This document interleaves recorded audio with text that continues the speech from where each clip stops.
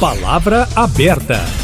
A semana foi marcada pela divulgação de mais de 1.000 pesquisas eleitorais referentes às eleições municipais que terão o primeiro turno em 6 de outubro, daqui a 8 dias. 169 pesquisas são de cidades com mais de 200 mil eleitores. Segundo o critério do TSE, o Tribunal Superior Eleitoral, pela quantidade de cidadãos aptos a votar, esses municípios podem ter segundo turno, marcado para 27 de outubro. A primeira empresa de pesquisa no Brasil foi o IBOP, Instituto Brasileiro de Opinião Pública e Estatística, criado em 1942. Hoje, IPEC, Inteligência em Pesquisa e Consultoria. Mas nos anos 40, o rádio, o veículo de comunicação mais popular, já participava desse processo, inspirando as pesquisas de opinião. Para falar sobre as polêmicas que envolvem as pesquisas e entender os diferentes tipos de levantamento, recebemos agora no Palavra Aberta o doutor em ciência política, professor da PUC Minas e diretor do Instituto Ver, que realiza pesquisas eleitorais, Malco Camargos. Professor Malco, bom dia, obrigado pela presença.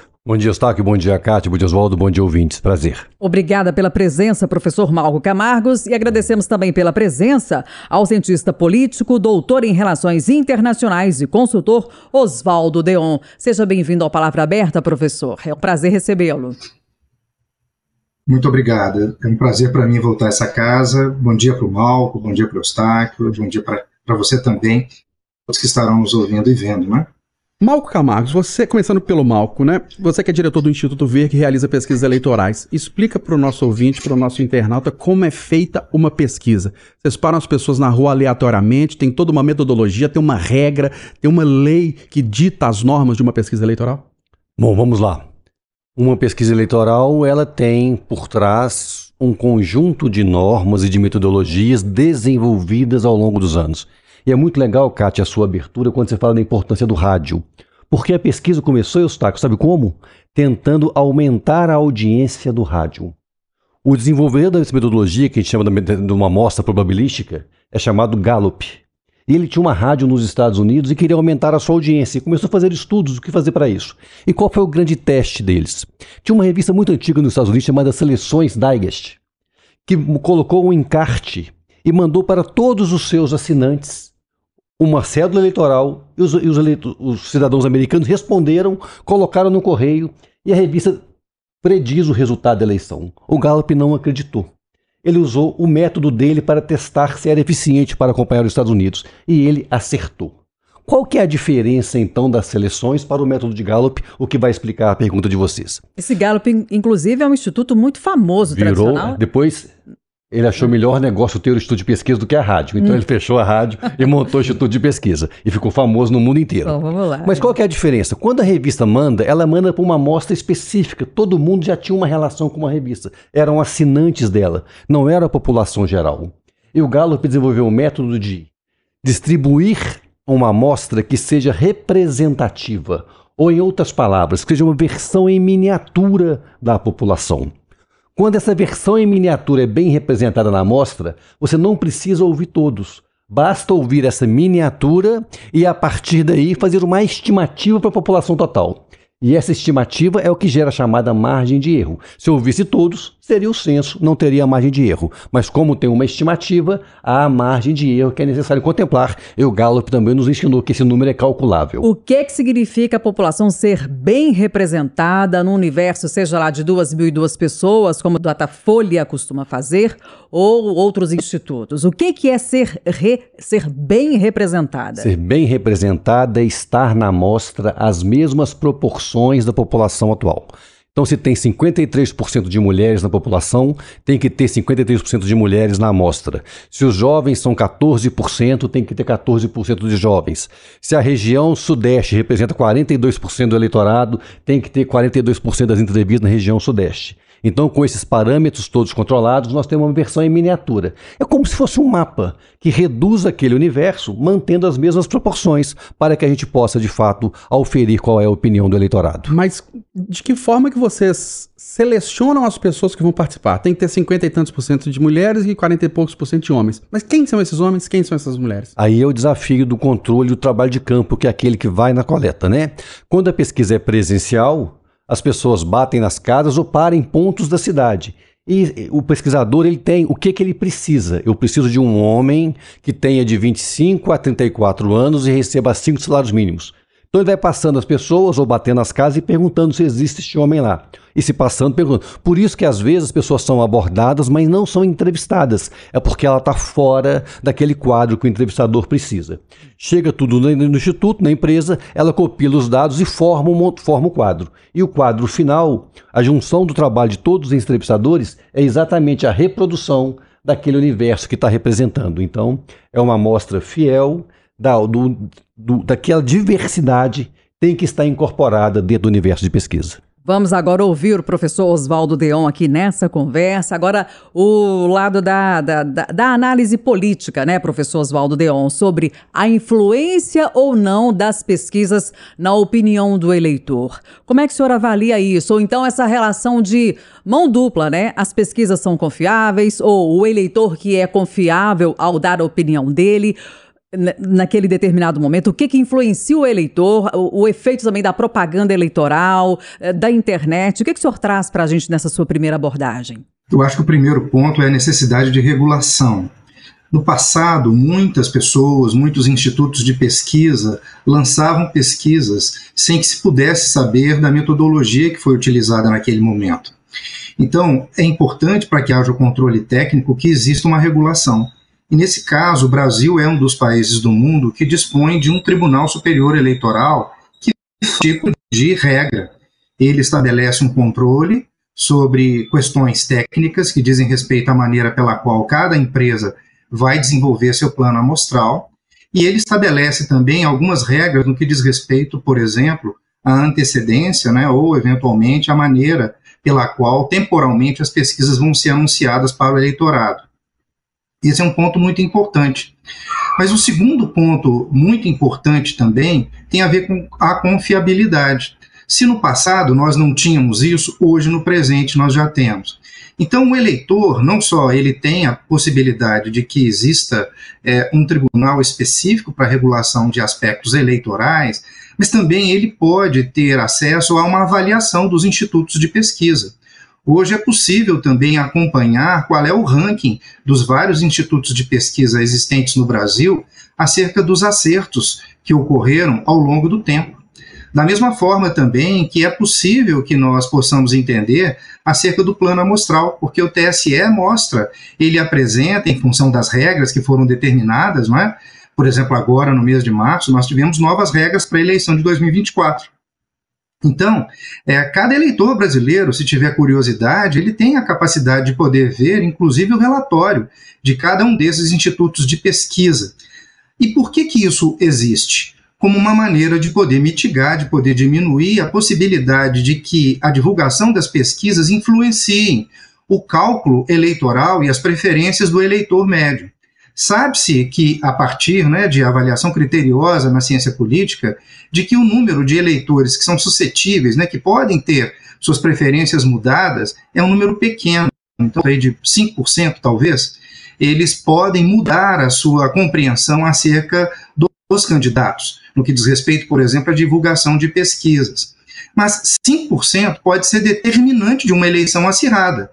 A gente pode observar, por exemplo, que em várias cidades, e nesse caso aqui também em Belo Horizonte, espera-se uma eleição acirrada, várias pessoas competindo, e 1%, 2% dos votos pode ser determinante, por exemplo, para aqueles que vão passar para o segundo turno, né? No caso das mais de 100 cidades, por exemplo, e Belo Horizonte é uma delas, né, que dispõe desse mecanismo de avaliação de maioria, que é o caso do segundo turno. Então, existem muitas maneiras da gente poder checar. O Malco disse algo muito relevante que tem a ver com o fato, né, de que cada instituto de pesquisa tem que zelar, a partir do seu trabalho técnico, da sua competência, dos seus estatísticos, dos seus cientistas políticos, daquilo que não só pode garantir, não é, a sua contratação, mas também daquilo que faz com que as pessoas acreditem. Aí, Kátia, talvez o conexão, aquilo que determinou, num passado recente, alguma dúvida, tem a ver com as eleições dos Estados Unidos em 2016. Lá em 2016, a gente observava de que a candidata Hillary Clinton tinha muitos pontos de vantagem em relação ao ex-presidente Donald Trump. E quem acabou vencendo as eleições foi o Trump, não a Hillary. Então isso gerou uma grande celeuma, né, um grande debate nos Estados Unidos, fez com que uma associação de empresas ligadas a essa área publicasse vários documentos mostrando de que havia um acerto, mas que algumas coisas estavam acontecendo. Kátia falou sobre a questão não apenas do acerto dos institutos de pesquisa, mas também da própria regularidade na formação das preferências e manutenção delas ao longo do tempo. O que a gente pode observar é que nesse momento de redes sociais, da existência de notícias falsas, há uma parte do eleitorado que muda de preferências muito rapidamente. E lá em 2016 isso aparece, mas também apareceu em 2020 nos Estados Unidos.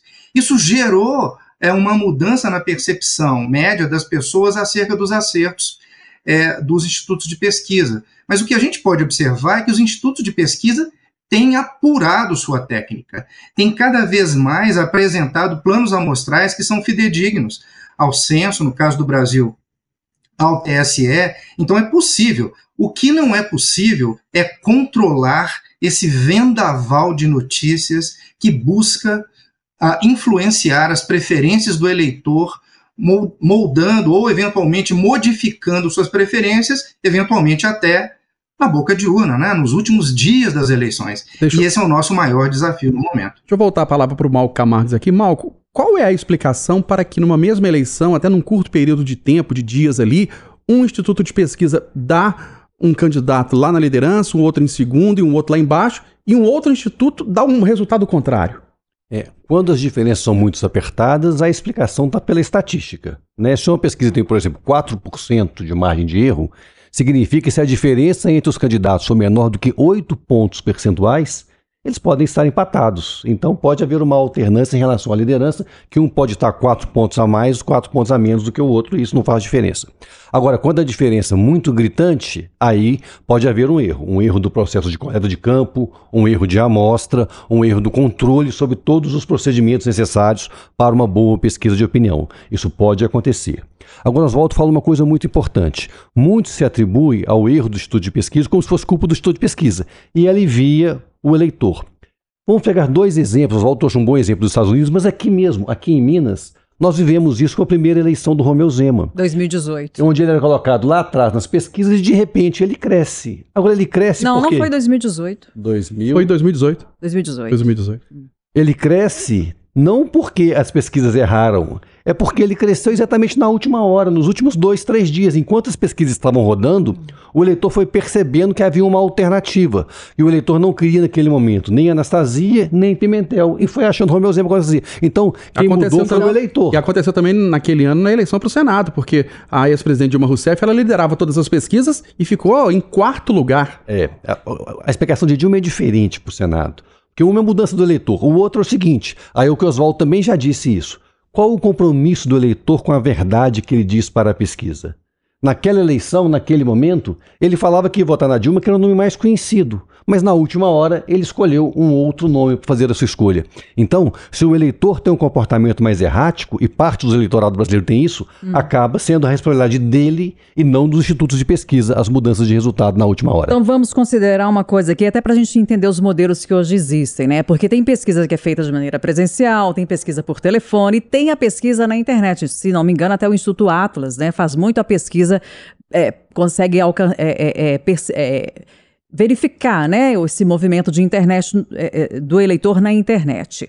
E considerando que o eleitor deixa para a última hora a decisão, hoje a pesquisa feita na internet, ela não tem mais chance de acerto? Ou não faz sentido isso? Não faz sentido por quê? Primeiro, nem todos estão na internet. A internet cobre muito bem um eleitor até 45 anos, já o eleitor 45 anos ou mais é bem menos atingido pela forma que a Atlas faz, que são anúncios no Instagram e no Facebook para poder captar os seus respondentes. Então, de cara, já deixa de fora um grupo específico. E mais importante ainda, este grupo toma decisões na última hora. Então, o eleitor mais velho, menos escolarizado, é o que mais define em cima da hora. Então, a internet também não capta ele. E talvez o principal problema da pesquisa da internet, Kátia, É porque o respondente pode controlar para quantas mais pessoas ele quer enviar aquele link. Então, as pesquisas feitas pela internet, elas medem mais o engajamento do que a preferência eleitoral. Porque aqueles candidatos que têm leitores muito engajados compartilham aquele link com várias outras pessoas e esses engajados respondem e compartilham com os próximos. Já a pesquisa telefônica, ela tem um outro problema, que é a gente aprendeu a sofrer tanto com ligações telefônicas indesejadas que nós não atendemos mais qualquer número. Então a pesquisa costuma entrevistar aquele eleitor muito disponível, aquele que atende telefonemas mesmo sabendo que pode ser golpe, que pode ser cobrança, que pode ser qualquer outra coisa que vem de um número desconhecido. Você, ouvinte, sabe bem que seu telefone toca muitas vezes e quando o número não é conhecido, várias vezes você bloqueia ou simplesmente não atende aquele número. Já a pesquisa presencial não. Pega o eleitor em casa, no conforto do seu lar ou no entorno da sua residência. Então ela tem maior probabilidade de fato pegar o eleitor médio, aquele que vai chegar nas urnas no dia 6 e fazer a sua escolha. Não vai medir o engajamento e não vai pegar aqueles que têm uma relação diferente com a palma da mão dele com o seu telefone. Mas na última hora, então, essa pesquisa de internet, ela não consegue ter uma percepção mais perto do real, não. E na internet também, isso que você falou lá no início, da população bem representada. A internet não pode contar com isso. A pesquisa pela internet não conta com isso. A internet no Brasil ainda não tem a cobertura necessária. E numa eleição municipal, né, na eleição nacional, os institutos de internet acertaram bem os resultados, porque era uma eleição polarizada, no qual as pessoas não mudavam as suas preferências e ambos grupos eram engajados.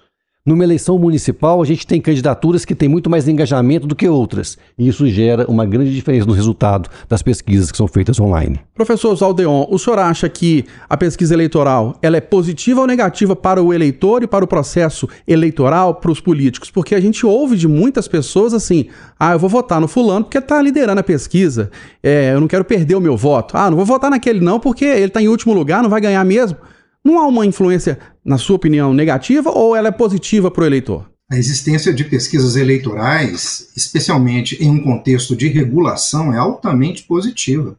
Não só para poder fazer com que haja uma busca por noções mais claras, né, acerca das candidaturas, né, bem como também aqueles que lideram, para que eles possam ser pressionados um pouco mais em relação à média do eleitorado, aquilo que eles pensam, quais são as políticas que eles podem implementar caso sejam vitoriosos, né, uma disputa eleitoral, mas também ela elimina a possibilidade do uso de pesquisas eleitorais feitas para poder iludir ou para poder mascarar situações que os institutos corretos, como é o caso do próprio Instituto Ver, né, que tem uma série de profissionais que visam a poder estabelecer aí a correção, tanto estatística como também das perspectivas do próprio eleitorado, né, para que esses possam ser banidos, né, para que esses que fazem esse trabalho, a gente já viu isso no passado. Então, hoje nós temos um controle maior, hoje é possível que a gente tenha informação, e o eleitor hoje dispõe de muita informação, e os institutos de pesquisa contribuem muito para o avanço da democracia brasileira. E não é só aqui. No inteiro, os institutos de pesquisa estão cada vez mais sofisticados. Essa quantidade de alternativas que a Kátia citou é uma forma dos institutos de pesquisa buscarem a excelência. É claro que a gente pode observar ao longo do tempo que tem alguns que acertam mais e outros menos. Mas dizem respeito exatamente a alguns pontos que o Malco acaba de poder dizer. Se a gente buscar, por exemplo, que na metodologia, utilizando os institutos que utilizam só esse tipo de coleta de dados, acertem em cidades pequenas, por exemplo, ou em cidades que demograficamente nós temos pessoas apartadas da internet, eles vão ter muito mais dificuldades do que aqueles que fazem a coleta em pontos ou aqueles que vão até a casa dos residentes, das pessoas que vão ser entrevistadas. Então é preciso também observar isso ao longo do tempo. Mas, curiosamente, Malco, se a gente observar a situação, por exemplo, do Atlas Intel, né, que é um instituto que utiliza apenas de plataforma pela internet, é um dos institutos que tem sido avaliados com a nota A despeito desse tipo de comportamento, né, de opção metodológica de poder fazer o seu trabalho pela internet. a gente pode observar de que em lugares onde há menos interiorização da internet, onde há também eleitores mais à margem da utilização da internet para poder ter informações sobre esse período eleitoral e as candidaturas, isso pode realmente diminuir a qualidade, não é, das informações posteriormente, quando de um relatório de dados acerca de uma pesquisa eleitoral. Mas quando a gente observa, por exemplo, no plano estadual ou nacional, e se nós compararmos, por exemplo, ao longo do tempo também com aquilo que acontece com os institutos de pesquisa nos Estados Unidos, é possível dizer de que esses institutos que fazem coleta, seja em pontos específicos, seja na casa das pessoas, né, na transição onde elas passam, ou eventualmente pela internet ou por telefone, eles têm margens de erro muito parecidas e resultados de acerto também muito semelhantes, o que mostra que ao longo do tempo a maior robustez técnica, né, a maior preocupação com a metodologia faz com que os institutos possam ser continuamente avaliados como positivos, tanto do ponto de vista como uma avaliação, né, como mais uma informação para o eleitor, para que ele tome uma decisão autônoma, mas também para a contribuição acerca da consolidação democrática, que é aquilo que nós aqui no Brasil, mas também lá nos Estados Unidos, eles estão buscando, né? Para que eles possam recobrar também essa qualidade que ao longo do tempo tem sido questionada acerca dos princípios democráticos que regem as eleições. A gente já está encerrando Palavra Aberta. Tem uma última pergunta que eu queria fazer para você, Mal, que é o que dizer para aquelas pessoas que colocam as pesquisas em dúvida, não acreditam na seriedade dos institutos de pesquisa, né? Para elas essas pesquisas não têm credibilidade e chegam a afirmar, inclusive, que as pesquisas são manipuladas. Instituto de pesquisa, Kátia, a gente começou falando do rádio, mas parece também com uma empresa de comunicação. A sua longevidade, a sua credibilidade com o passar do tempo é o que sustenta a sua imagem. Então, quando as pessoas veem institutos de pesquisas mais tradicionais, que têm uma credibilidade e conseguem se posicionar durante os anos, é bem provável que eles tenham a seriedade que as pessoas não estão atribuindo. Agora, se tem muita novidade, coisa muito diferente, muito fora, aí é bom ficar de olho mesmo, mas a credibilidade vem da longevidade e do desenvolvimento ao longo do tempo de metodologias e de acertos com o passar do tempo. Nós estamos encerrando Palavra Aberta deste sábado. Debatemos as pesquisas eleitorais, a uma semana do primeiro turno da disputa municipal aqui no Brasil. Recebemos o doutor em ciência política, professor da PUC Minas, diretor do Instituto Ver, que realiza pesquisas eleitorais, Malco Camargos. Malco, obrigado pela presença, um grande abraço. Obrigado, sempre um prazer. E a gente agradece também ao professor Oswaldo Deon, cientista político, doutor em Relações Internacionais e consultor. Obrigada, professor, pela contribuição. Até a próxima. Um prazer estar com vocês. E lembrando que o Palavra Aberta, além de estar no Jornal da Itatiaia, no rádio, de todos os sábados às 8h20, você pode acompanhar pelas nossas plataformas digitais, principalmente o YouTube.